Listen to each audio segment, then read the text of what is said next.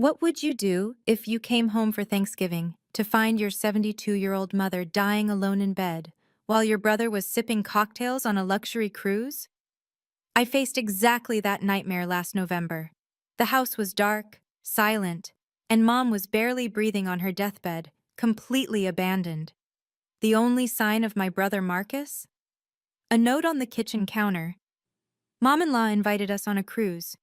You'll take care of Mom. She needs you. But when I rushed to Mom's side, ready to call 911, she opened one eye and whispered something that changed everything. Shall we begin? That's when I discovered the truth. My mother, a retired federal judge, hadn't been dying at all. She'd been documenting 5 years of my brother's neglect, waiting for the perfect moment to expose him. And she was protecting an $8.7 million inheritance he didn't even know existed. I'm Holly Thorne, 38 years old, and over the next 4 days, my dying mother and I orchestrated the most devastating Thanksgiving revenge that left my brother begging for mercy in front of 127 family members. If you're watching this, please subscribe and let me know where you are watching from. The 3-hour drive from Boston to my childhood home in Wellesley had become a monthly ritual I couldn't escape. Every holiday for 15 years, same story. I handle Mom while Marcus handles his image. As I pulled into the driveway that November afternoon, I couldn't help but notice Marcus's BMW was missing. Again. You'd think being the only one who actually showed up would count for something. But at last year's Thanksgiving gathering, while I was cleaning Mom's kitchen after cooking for 12 relatives, Marcus stood in the living room accepting praise from our wealthy cousin, Robert Thorne. Such a devoted son, Robert had said, clapping Marcus on the shoulder. Margaret is lucky to have you looking after her. Marcus had actually smiled and replied, Family comes first, Uncle Robert, always has. Meanwhile, Diane, his wife, had cornered me by the dishwasher. Must be nice having so much free time, Holly. No husband, no kids at 38. No wonder you can pop over here whenever. She'd said it loud enough for everyone to hear, and the room had gone quiet for just a moment. That particular kind of silence that meant everyone agreed but was too polite to say so. The irony? Marcus hadn't visited Mom in 3 months. I had the gas receipts, the grocery bills, the pharmacy runs all documented in my phone. But pointing that out would make me seem petty, wouldn't it? The successful lawyer who couldn't find a man, jealous of her younger brother's perfect family. As I grabbed my overnight bag from the trunk, I noticed the mail overflowing from Mom's box. 3 days' worth at least. My stomach tightened. Marcus had promised he'd check on her before leaving. The mailbox should have been my first warning. The second was the darkened windows. Mom always kept the porch light on, even during the day. It was one of her quirks from her judge days, something about maintaining presence. Inside my purse, my phone buzzed. A text from Patricia, another cousin. Marcus says you're being difficult about Thanksgiving again. Really, Holly? I almost laughed. Marcus had been spinning stories since we were kids, but his masterpiece was convincing the entire Thorne family that he was Mom's primary caregiver. At every family gathering, he'd arrive late with elaborate excuses about Mom's medications or Mom's appointments I'd actually taken her to the week before. The worst part? Mom never corrected him. Not once. She'd sit there in her wheelchair, which she only used at family events, another detail nobody seemed to notice, and smile benignly while Marcus played the martyr. Oh, Mom's having a tough week, he'd say, patting her hand. But we're managing, aren't we, Mom? Last Christmas, he'd actually brought a PowerPoint presentation, I kid you not, showing his caregiving schedule, complete with color-coded charts. The family had been impressed. Robert Thorne had even mentioned putting Marcus in charge of the family's charitable foundation. We need more young men like you, he'd said. Men who understand duty. That same Christmas, I'd spent 4 hours in the ER with Mom after she'd had a dizzy spell. Marcus? He was in Vail, posting Instagram photos of his kids skiing. But according to his PowerPoint, he'd been coordinating Mom's care remotely. My key turned in the lock, and the door swung open to darkness. "Mom?"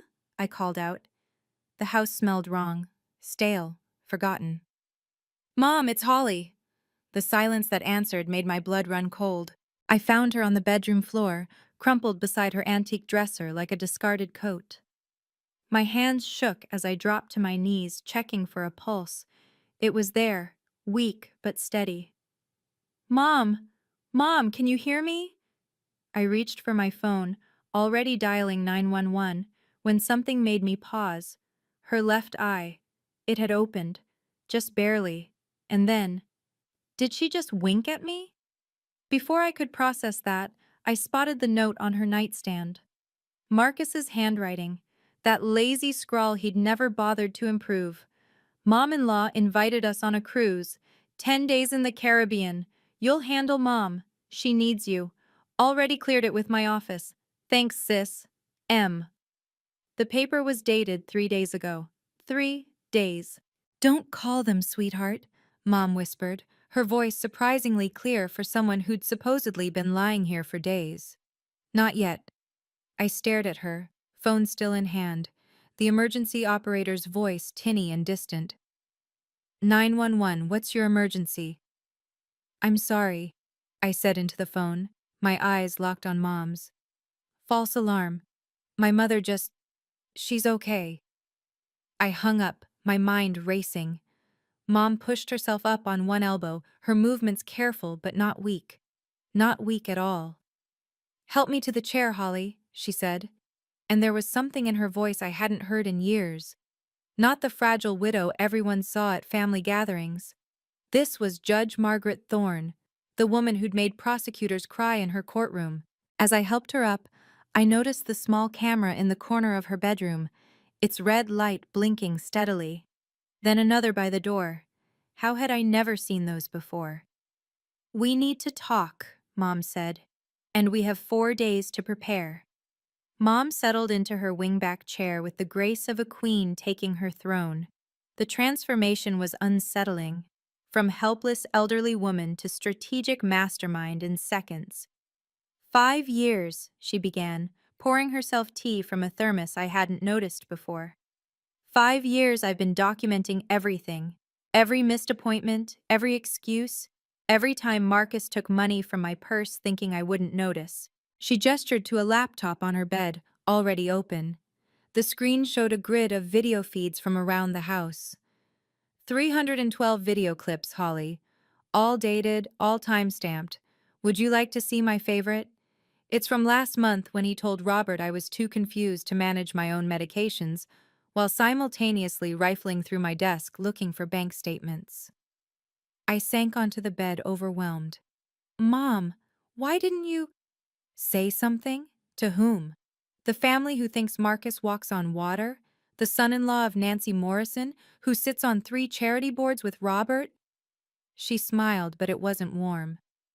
"No, dear. I needed him to hang himself publicly, and thanks to this cruise, he finally has." She pulled out a folder from beside her chair. Medical records from Mass General, each one stamped and dated. 47 documented instances where Marcus declined to take me to scheduled appointments. His signature on every refusal form. He never read what he was signing, just wanted the paperwork done quickly. "But Mom, this is—" I trailed off, looking at the evidence of years of neglect. "Exactly what I needed," she finished. "You see, Holly, your father's trust has very specific conditions about inheritance. Conditions Marcus never bothered to read, but you, my detail-oriented daughter, probably memorized years ago." $8.7 million, Mom said, watching my face carefully. "That's what your father left in trust with the Massachusetts Judicial Foundation." I nearly dropped the medical records I was holding. 8 point... Mom, what are you talking about? Dad's estate was settled years ago. The public estate, yes, but your father was smarter than that. She pulled out a document bearing the letterhead of Baker McKenzie Law Firm. This trust was separate, with one very specific condition. It can only be inherited by a family member who demonstrates, quote, "continuous familial responsibility for a minimum of 5 consecutive years." Any break in that pattern longer than 14 days disqualifies the heir permanently. My eyes scanned the document, dated 2019, witnessed by 3 senior partners. Marcus doesn't know about this? Marcus knows there's money? He's been hunting for it like a bloodhound. Why do you think he makes such a show at family gatherings? He's performing for an audience of one, me. Or so he thinks. Mom's smile was sharp. The annual family gathering is November 28th this year. 127 confirmed attendees at the Ritz-Carlton. Marcus has already RSVP'd. He never misses a chance to play the devoted son. And you want to? I want you to inherit what you've earned, Holly. But more than that, I want Marcus to understand that actions have consequences. In front of everyone who's enabled his fiction for years. She leaned forward. William Hartley. You remember Judge Hartley? He's been holding the original trust documents. He'll be at the gathering. The weight of what she was proposing settled on my shoulders. Mom, this could destroy him. No, dear, she corrected. Marcus destroyed himself. We're just going to document it. If you've ever been the responsible one while your siblings got all the credit, you'll understand what I felt in that moment. The years of sacrifice, the thankless holidays, the constant criticism, all while Marcus played the golden child. Have you experienced something similar? Let me know in the comments below. And please, hit that subscribe button if you want to hear how this all played out. Mom's phone rang at exactly 6 p.m. She handed it to me with a knowing look. Show time, she mouthed. Holly? Thank God you're there. Marcus's voice was bright, casual, with the sound of steel drums in the background. How's Mom doing? How do you think she's doing, Marcus? Come on, don't be dramatic. She's fine. She has you. A pause, then quieter.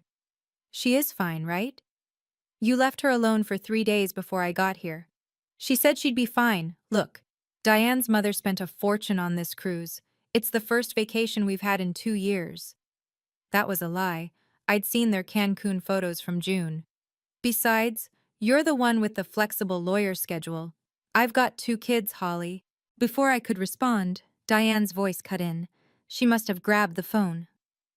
We deserve this vacation, Holly. We work hard, unlike some people who can just work from home whenever they want. You don't have kids. You don't understand the pressure we're under. Diane, Mom could have what? She's fine, isn't she? You're there now. Problem solved. Her tone turned syrupy. We'll be back December 1st. Thanks for understanding. Oh, and Marcus already called Robert to let him know you're handling Thanksgiving prep this year. Bye. The line went dead. Mom had been recording the whole thing on her laptop.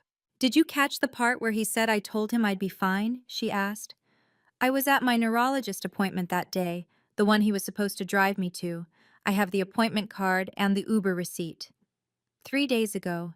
He'd booked this cruise 3 months ago, according to the confirmation email Mom had somehow gotten from his account. Let him enjoy the water, Mom said. He'll be drowning soon enough. Within 2 hours, the family phone tree had activated. Robert Thorne called first, his voice dripping with disapproval, but not for who I expected. Holly, Marcus tells me you're being difficult about helping your mother. This is really disappointing. I'm sorry, what did Marcus say exactly? That he asked you weeks ago to cover Thanksgiving so he could take his family on a well-deserved vacation, and you're now making a fuss about it. Your mother needs stability, not drama. Before I could respond, he continued. Patricia mentioned you've been jealous of Marcus's family situation. Don't let your personal issues affect Margaret's care. 6 more calls followed in rapid succession. Each relative had gotten a slightly different story, but the theme was consistent. Holly was being selfish. Holly was jealous. Holly was making Marcus's life difficult when all he did was sacrifice for their mother. Cousin Patricia's was the worst. Marcus said you refused to help unless he paid you. That's low, Holly, even for someone in your situation. My situation? Well, 38, single, no children. Marcus says you've been taking out your frustrations on the family. Mom listened to each call on speaker, taking notes in her judicial notebook, the same kind she'd used on the bench. Her face remained neutral, but I saw her hand tighten around her pen when Diane's mother called. That poor boy, Nancy Morrison simpered, working so hard to care for Margaret, and his own sister won't give him a single break. I told him he should look into power of attorney. Maybe it's time someone more responsible took charge. After the seventh call, Mom closed her notebook. They've given us everything we need, she said. Each one of them is on record supporting Marcus's version of events. When the truth comes out, they'll have to face their own complicity. The key, Mom said, pulling out a whiteboard she'd hidden behind the dresser, is to let them think you're weak until the moment you're not. She'd mapped out the entire family gathering like a military operation, the seating chart, the speaking order, even the moment when Marcus traditionally gave his toast about family values, right after the Thorne Foundation updates. Marcus always speaks at 3:15 p.m. exactly. He likes the post-lunch energy when everyone's had wine but isn't tired yet. That's when you'll stand up. Mom, I'm not sure I can. You argued before the Massachusetts Supreme Court last year and won. You can handle your brother. She pulled up a video on her laptop. Watch this. From last year's gathering. The footage showed Marcus at the podium, confident and glowing. Family means everything to me, he was saying. Watching Mom age has been difficult, but I'm honored to be the one she relies on. Some people choose career over family. The camera caught him glancing at me. But I've always known what really matters. The crowd had applauded. Robert Thorne had actually wiped away a tear. This year, Mom continued, William Hartley will arrive at 3:00 p.m. with the trust documents. I've asked him to wait in the back until you give the signal. The hotel's AV team has been notified that you'll need the projection system. I told them you're presenting a family tribute video. You've thought of everything. I've had 5 years to plan, dear, and 30 years on the bench taught me that evidence without presentation is just paper. She squeezed my hand. Let them think you're the same pushover they've always known, then show them who you really are. What if Marcus doesn't come back from the cruise? Mom smiled. Oh, he'll come back. I guarantee it.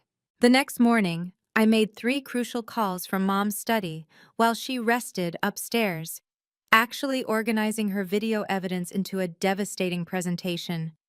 Judge Hartley, this is Holly Thorne. Holly, how's my favorite former clerk, and how's your mother? That's actually why I'm calling. I explained what we needed, keeping my voice professional despite my racing heart. His silence lasted 10 seconds. Then, I've been waiting 5 years for this call. The documents are in my safe. I'll be at the Ritz-Carlton at 3 p.m. sharp. The second call was to Baker McKenzie. The senior partner, James Fitzgerald, confirmed what I'd suspected. We've been maintaining copies of all trust-related documents as requested by Judge Thorne. Everything is notarized and court admissible. I'm emailing you the full portfolio now. Check your secure inbox. The email contained 43 pages of meticulously documented evidence, every signature authenticated, every date verified. Marcus's name appeared nowhere as a beneficiary unless he met the conditions he'd violated 47 times. The third call was to Mass General's Records Department. Ms. Thorne, we have the complete file your mother requested, 5 years of appointment records, all showing Mr. Marcus Thorne as the declining party for transport and care. Each one is stamped and verified by our legal department. Mom appeared in the doorway as I hung up. The cloud backup is complete. 312 videos, all uploaded to a private server with redundant backups. Even if Marcus somehow found out and tried to delete the local files, we're protected. You know, I said, looking at the mountain of evidence, most people would call this overkill. Most people haven't spent 30 years watching guilty people walk free because someone forgot to document one crucial detail. When you strike at a king, dear, you'd better not miss. Marcus called again that evening, his tone noticeably different. The background noise was quieter. He'd found somewhere private. Holly, I need you to be straight with me. Has Mom said anything unusual? Unusual how? Just, has she mentioned anything about Dad? About money? So he was fishing. Mom's barely conscious half the time, Marcus. You'd know that if you were here. Don't start. Look, I know there's something. Dad was too smart to leave everything in the basic estate. I've been going through old papers, and there are references to a second trust. And you're calling me about this from your cruise because I need to know if Mom said anything. Diane thinks... He caught himself. It doesn't matter what Diane thinks. Just... Has Mom mentioned any lawyers visiting? Any documents? I glanced at Mom, who was listening on speaker. She nodded slowly. No lawyers, Marcus. Though Judge Hartley called to check on her, said he might stop by the family gathering to pay his respects. The silence on Marcus's end stretched uncomfortably long. Hartley. Right. He and Dad were close. Marcus, is everything okay? You sound worried. Just keep an eye on things, okay? And Holly? Don't sign anything. Don't let Mom sign anything. Not until I get back. I thought you trusted me to handle everything. I do. Diane wants to make sure everything is properly managed. You understand?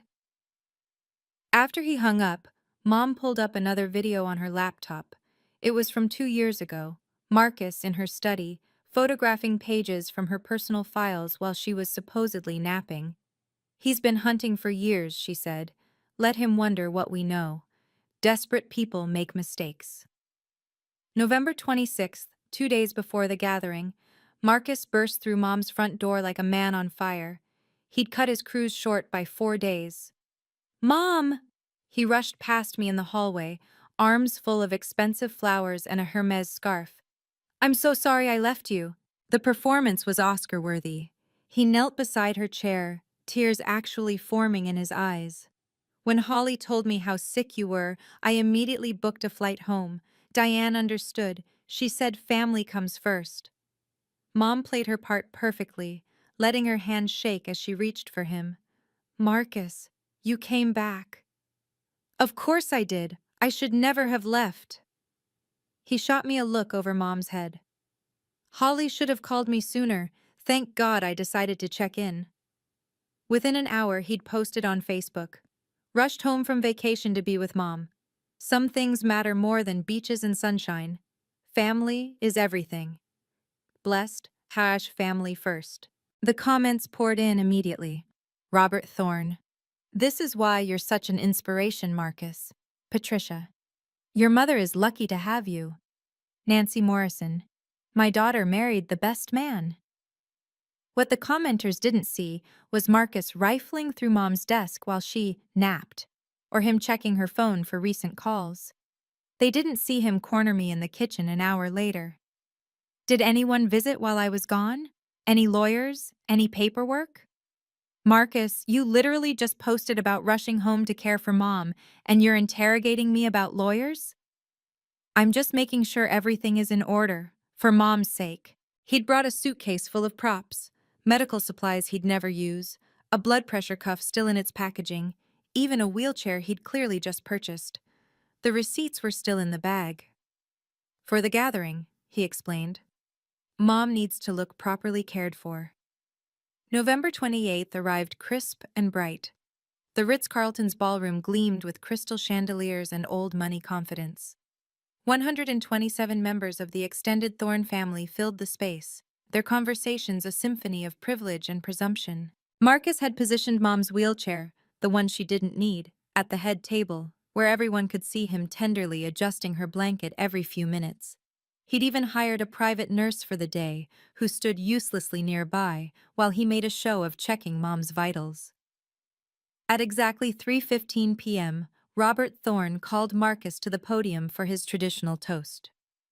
Marcus rose slowly, making sure everyone noticed how he carefully tucked Mom's blanket before leaving her side. Family, he began, his voice catching with practiced emotion, is not just about blood. It's about showing up. It's about sacrifice. He paused, letting his eyes sweep the room. For the past 5 years, I've had the honor of being my mother's primary caregiver. It hasn't been easy. There have been sleepless nights, missed opportunities, vacations cut short. He glanced at me. While some chase career ambitions, I've chosen a different path. A harder path. The crowd murmured appreciatively. Nancy Morrison dabbed at her eyes. Just this week, Marcus continued, I cut short a long-planned cruise because Mom needed me. Because that's what you do for family. You show up, you sacrifice, you put their needs before your own. The applause started slowly, building to enthusiasm. Someone shouted, "Hear, hear!" Marcus basked in it, his smile humble but satisfied. I don't do it for recognition. I do it because it's right. Because someday, I hope my children will remember that their father understood what truly mattered. That's when I stood up, my laptop under my arm. I'd like to add something to Marcus's beautiful speech. Marcus's smile flickered but held. Of course, Holly, though I wasn't aware you'd prepared anything. I walked toward the podium, and he leaned into the microphone before I could reach it. My sister Holly has had a difficult time accepting my role as Mom's caregiver. As many of you know, she's 38, unmarried, no children. Sometimes people in that situation struggle with family dynamics. A few uncomfortable chuckles rippled through the crowd. Diane stood up from her seat, adding, Holly's always been career-focused. We don't judge her for it, but it does mean she doesn't understand the sacrifices parents make. That's right, Marcus continued, emboldened. While I've been bathing Mom, managing her medications, driving her to appointments, Holly appears once a month for a few hours. But we don't hold it against her. Not everyone is built for caregiving. Robert Thorne nodded approvingly. Marcus, your grace under pressure is admirable. Thank you, Uncle. Marcus's voice grew softer, more martyred. It's been especially hard this week. I had to abandon a cruise that Diane's mother generously gifted us, our first vacation in years, because Holly couldn't handle Mom alone for a few days. But that's what real family does. We show up, even when others won't. The nurse he'd hired looked confused, probably wondering why she'd been paid to stand around doing nothing while Marcus performed for the crowd. Holly, Marcus said, turning to me with false concern, maybe you should sit down. You look overwhelmed. I know public speaking isn't your strong suit. I reached the podium, setting my laptop on the side table. The AV team, as promised, had the projection screen ready. You're right, Marcus, I said calmly into the microphone. I should probably let the evidence speak for itself. This was it. The moment I'd been pushed too far. Standing in that ballroom with 127 relatives watching, being painted as the selfish sister while Marcus played saint. Every responsible family member knows this feeling. The gaslighting, the public humiliation, the rewritten history. If you've been there, drop a comment. And remember to subscribe, because what happened next changed our family forever. I have something to share about caregiving, I said, connecting my laptop to the projection system. The screen behind me flickered to life. About what it really looks like versus what people claim it looks like. Marcus's face had gone pale. Holly, this isn't the time.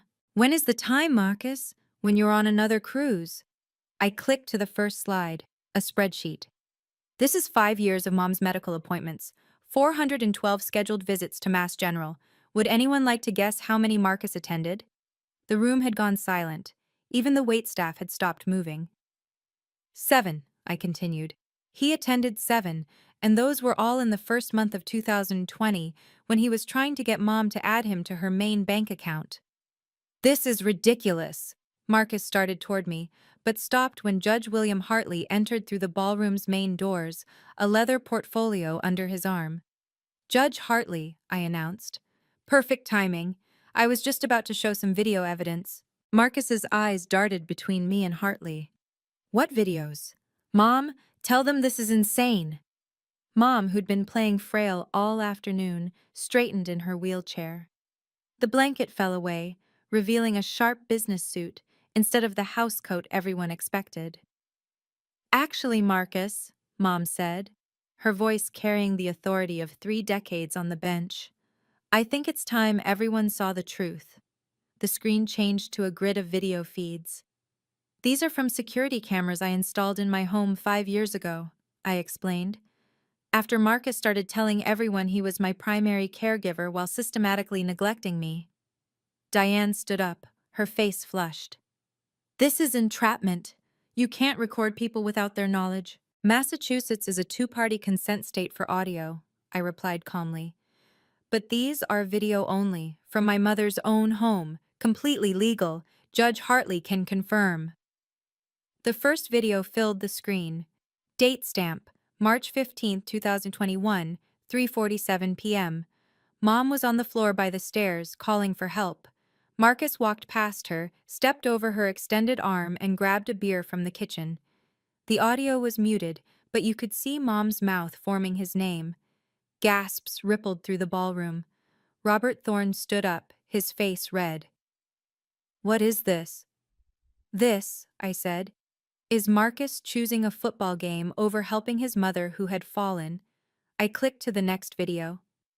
October 8th, 2021. Mom begging Marcus to take her to her cardiology appointment. His response?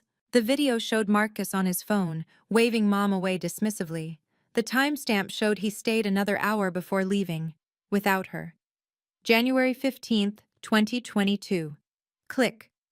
Mom's medication sitting on the counter for 3 days while Marcus posted Facebook photos from a ski trip. April 3rd, 2022. Click. Marcus removing cash from Mom's purse while she slept. Stop, Marcus shouted. These are taken out of context. Context? I pulled up a document. Here's context.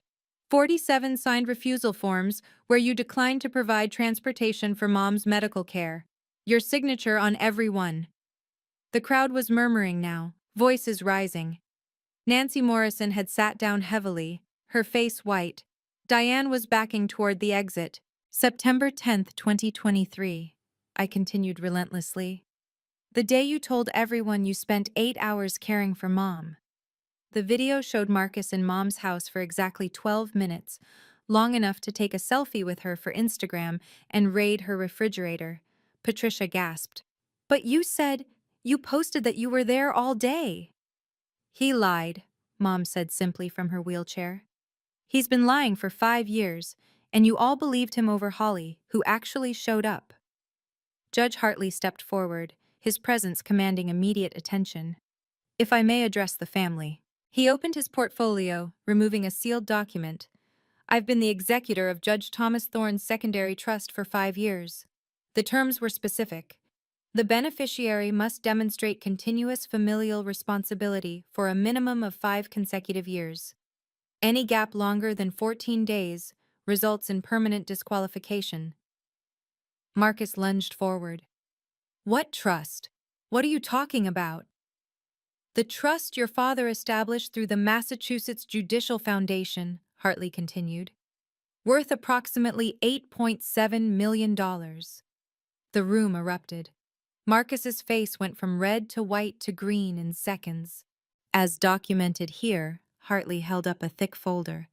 Marcus Thorne has been absent from his mother's care for a cumulative 1,247 days over the past 5 years. He is hereby disqualified from any claim to the trust. This is fraud, Marcus screamed. Holly manipulated Mom. She doctored those videos. The videos are authenticated by 3 separate digital forensics experts, I said, pulling up the certification documents. Every timestamp verified, every frame validated. Baker McKenzie has copies of everything. Mom stood up from her wheelchair, stood up completely on her own, and walked to the podium. The collective gasp from the room was audible. I've been documenting everything, she said clearly. Every lie, every absence, every stolen dollar. Holly has been my sole caregiver for 15 years, not 5. She just never asked for credit. Robert Thorne found his voice. Margaret, surely there's been some misunderstanding. The only misunderstanding, Mom said coldly, was you all believing that the son who showed up for photos was more valuable than the daughter who showed up for everything else. Marcus collapsed into a chair, his head in his hands. 8.7 million. This is fake! Marcus shot up from his chair, wild-eyed and desperate. Holly edited these videos. She's been planning this. He spun toward the crowd. You all know me. You know how much I've sacrificed. His voice cracked. Mom, please, tell them the truth. Mom's response was to pull out her phone and project a text exchange on the screen. From Marcus, 3 days ago. Old lady probably doesn't have long. Make sure we're in the will before she croaks. The room went silent. That's not... I didn't... Marcus turned to Diane for support, but her face had transformed from shock to rage. 8.7 million? Diane's voice was deadly quiet. You told me she had maybe 100,000 in savings. You said we were doing our duty.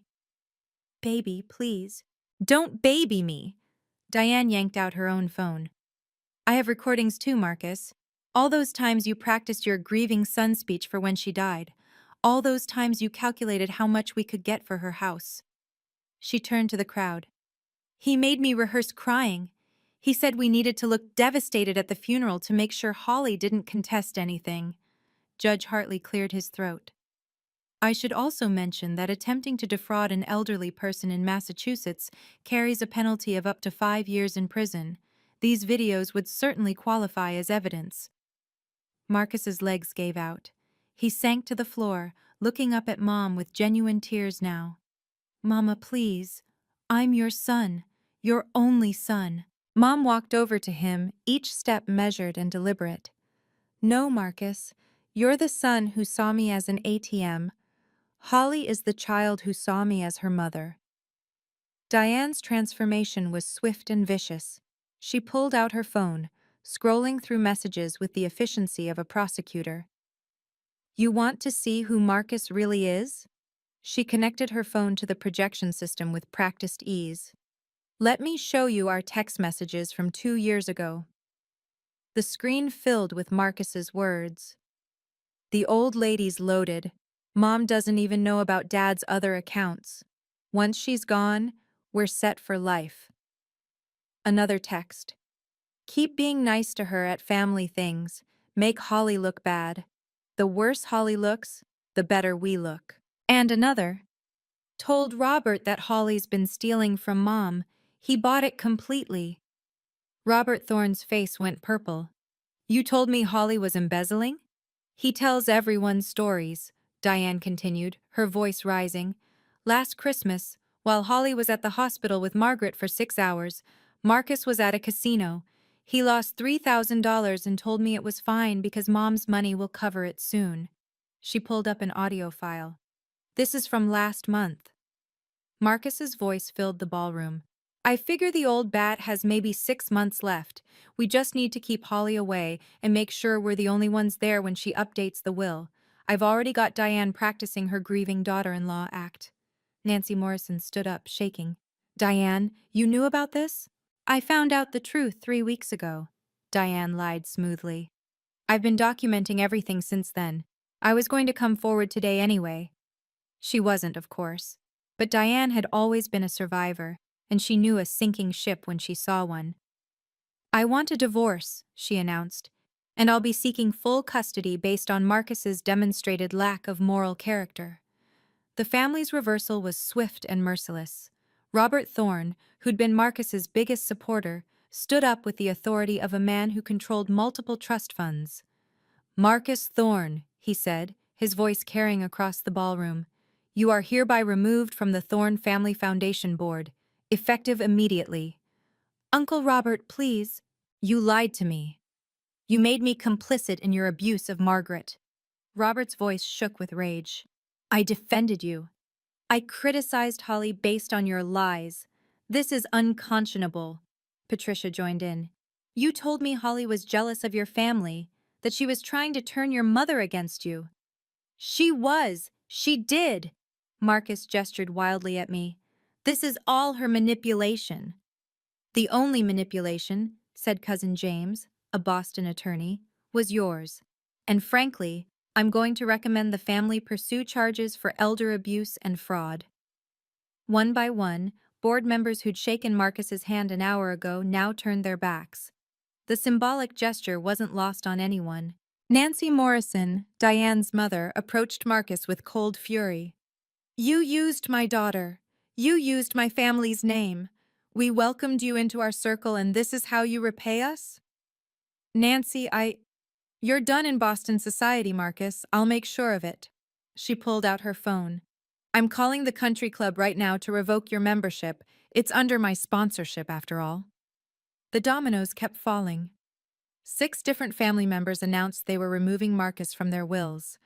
The Thorne Foundation's lawyer stated he'd be investigating whether Marcus had misused any foundation funds. Even the hired nurse looked disgusted. Could someone escort Mr. Thorne out? Robert called to security.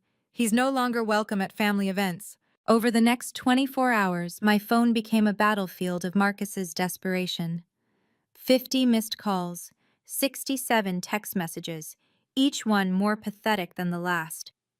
Holly, please pick up. We're family. I have children. You're going to make your nephew and niece homeless? It was all Diane's idea. She pushed me into it. Mom poisoned you against me. I'll pay you back everything, with interest. Holly, I'm begging you, my life is falling apart. You've destroyed me. Are you happy now? Please, I'm your brother. Blood is thicker than water. The voicemails were worse. In one, he was sobbing. In another, screaming. By the 10th message, he'd cycled through denial, anger, bargaining, and depression, but never quite reached acceptance. Mom listened to one of them with me. Marcus's voice was broken, desperate. Mama, please. I made mistakes, but I'm your son, your only son. Holly's turned you against me. This isn't you. This is her. Please, Mama, I'll do better. I'll visit every day. I'll quit my job to take care of you. Just please don't do this to me. Notice, Mom said quietly, how it's still all about him. Not once has he actually apologized for neglecting me. Not once has he acknowledged what Holly has done. It's all about what's being done to him.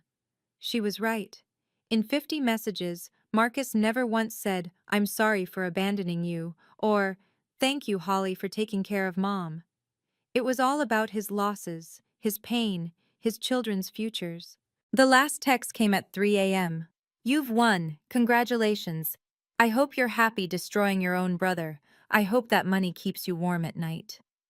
I blocked his number after that. The financial dominoes fell faster than even I had anticipated. Within a week, Marcus's carefully constructed life imploded completely. His employer, Boston Financial Services, called him in for a meeting after several clients saw the family gathering footage. Someone had recorded it and it went viral on LinkedIn with the caption, "When the devoted son gets exposed." They gave him 2 options: resign immediately or be fired for reputational damage to the firm. He chose resignation, which meant no severance package. Diane filed for divorce on Monday, citing financial fraud and moral turpitude. Her lawyer, one of Nancy Morrison's friends, was ruthless.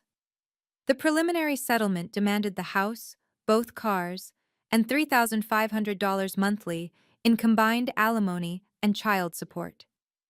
He claimed assets he didn't have, Diane told me in a brief phone call. He took loans against future inheritance he was never going to get. We're $400,000 in debt, Holly.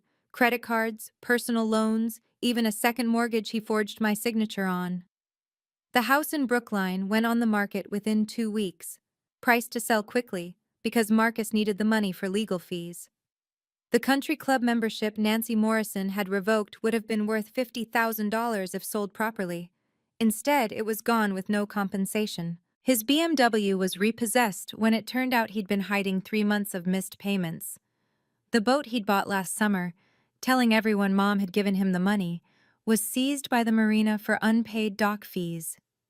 By December 15th, Marcus Thorne, who'd spent 5 years playing the devoted son and successful family man, was living in a studio apartment in Revere, working part-time at a car rental agency, and begging former colleagues for references they wouldn't provide.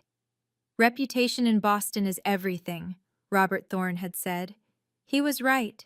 3 weeks after the gathering, I was formally elected to the Thorne Family Foundation board, unanimously, with 1 abstention. Marcus's empty seat. Holly, Robert Thorne said after the vote, I owe you an apology. We all do. We saw what we wanted to see, believed what was easier to believe. You deserved better from this family. The apology was public, recorded in the minutes, and accompanied by something even more meaningful: respect. Mom and I had grown closer than ever. Without the performance of frailty, she was vibrant again, teaching seminars at Harvard Law, writing her memoirs, even taking a weekly spin class. We had lunch every Tuesday, dinner every Sunday, not because I had to, but because I wanted to. You know what the best part is? Mom said one evening, pouring us wine in her study. I don't have to pretend anymore. Not to be weaker than I am, not to be fooled by Marcus, not to doubt what I saw with my own eyes. The trust money was transferred in January. 8.7 million, managed responsibly, would fund not just my future, but a new foundation Mom and I created together. The Invisible Caregivers Fund, providing respite and support for family members who actually show up. At the first board meeting I attended, Patricia pulled me aside. Holly, I'm ashamed of how I treated you. You were doing everything right, and we punished you for it. You didn't know, I said. But we should have. We should have looked closer, asked questions, noticed who was really there. She paused. My mother is getting older. I've been thinking about what real caregiving looks like, thanks to you. For the first time in 15 years, I wasn't the invisible daughter. I was simply Holly Thorne, respected for exactly who I'd always been. Marcus's letter arrived in February, 2 months after the gathering. 3 pages, handwritten on legal pad paper. He couldn't even afford proper stationery anymore. Dear Holly, it began, I never realized what you were doing all those years. But even his apology was polluted with self-pity. I've lost everything, appeared 4 times. My children won't speak to me, appeared twice. The phrase, I'm sorry, appeared once, buried in the middle of page 2, immediately followed by, but you have to understand the pressure I was under. Diane had been thorough in the divorce. The kids, teenagers now, had chosen to live with her full-time after seeing the videos. Marcus got supervised visitation every other weekend, contingent on completing court-mandated therapy for narcissistic personality traits with antisocial features. His therapist, he wrote, was helping him understand his patterns. But even that felt performative, like he was saying what he thought would get him back into the family's good graces, and more importantly, the family's money. The irony wasn't lost on anyone. Marcus, who'd spent 5 years performing the role of devoted son for an audience, was now genuinely alone. No audience, no applause, no one to fool. His Instagram account, once filled with carefully staged family photos, had been dormant since November. His last post, "Family is everything," had been flooded with comments after the video went viral, none of them kind. He was working retail now, at an electronics store in Medford. One of Mom's friends had seen him there, wearing the blue polo shirt and name tag, helping customers with phone plans. He'd lost weight, she said, looked older, tired. He got exactly what he gave, Mom said when I showed her the letter. Nothing. In March, Marcus made one last attempt at reconciliation, showing up at Mom's house unannounced. I was there, thankfully, when the doorbell rang. I need to see Mom, he said, looking gaunt and desperate. Please, Holly. I didn't move from the doorway. Here are the conditions, Marcus, non-negotiable. I pulled out my phone, reading from the notes I'd prepared months ago, knowing this day would come. 1. You will never ask for money. Not from me, not from Mom, not through any third party. Any request for financial assistance ends all contact permanently. 2. You may see Mom once a month, for 1 hour, supervised by me or a professional caregiver. You'll schedule these visits 2 weeks in advance. 1 no-show or late arrival, and the visits end. 3. You'll provide proof of ongoing therapy every month. Not a note saying you went, actual documentation of consistent attendance and participation. Marcus's face cycled through emotions: anger, hurt, desperation, and finally, something like resignation. Those are harsh, Holly. Those are boundaries, Marcus. something I should have set 15 years ago. What if I can't afford therapy? There are free clinics. Your therapist can provide resources. I kept my voice steady, professional. These aren't punishments, Marcus. They're protections. For Mom, for me, and honestly, for you too. He stood there for a long moment, looking past me into the house where he'd grown up, where he'd taken so much and given so little. Can I at least see her today? Just for a few minutes? No, follow the process. Schedule a visit. Show up on time. Bring your therapy documentation. I started to close the door. The boundaries start now, Marcus. Respect them, or lose access entirely. That evening, Mom and I sat in her garden, watching the spring bulbs she'd planted finally bloom. She'd been quiet since Marcus's visit, and I could tell she was working through something. I failed him, she said finally. I created this monster. Mom, no! Let me finish. She turned to me, her judge's eyes clear and direct. I enabled Marcus for years. Every time he lied, I stayed quiet. Every time he took credit for your work, I let it happen. I told myself I was keeping the peace, but really, I was choosing the easy path. She pulled out a document from her folder. She always had a folder nearby these days. I've established a scholarship fund, the Margaret Thorne Caregivers Education Fund, full rides for children of family caregivers who've sacrificed their own education opportunities. Mom, that's wonderful. It's necessary. How many daughters like you are out there, Holly? How many sons, for that matter? Invisible, overworked, underappreciated, watching their siblings get praised for showing up once a year? She signed the document with her judicial pen. $2 million to start. I won't fail another, Holly. The fund would launch publicly next month, she explained. Part of the application would require documenting caregiving hours. Real documentation, not Facebook posts or staged photos. Marcus taught me something valuable, she continued. Sometimes the greatest act of love is refusing to enable someone's worst self. I spent so many years avoiding conflict that I forgot justice requires confrontation. She reached over and squeezed my hand. You taught me something too, that showing up isn't just about being present. It's about being present when it's hard, when there's no audience, when there's no reward except knowing you did the right thing. Diane's attempt to control the narrative backfired spectacularly. In April, she posted a lengthy Facebook essay titled "Surviving a Narcissist: My Story," trying to paint herself as Marcus's victim. Within hours, someone leaked the screenshots from the family gathering, the ones showing her texts encouraging Marcus to milk the old lady and make sure Holly gets nothing. The post went viral, but not in the way Diane intended.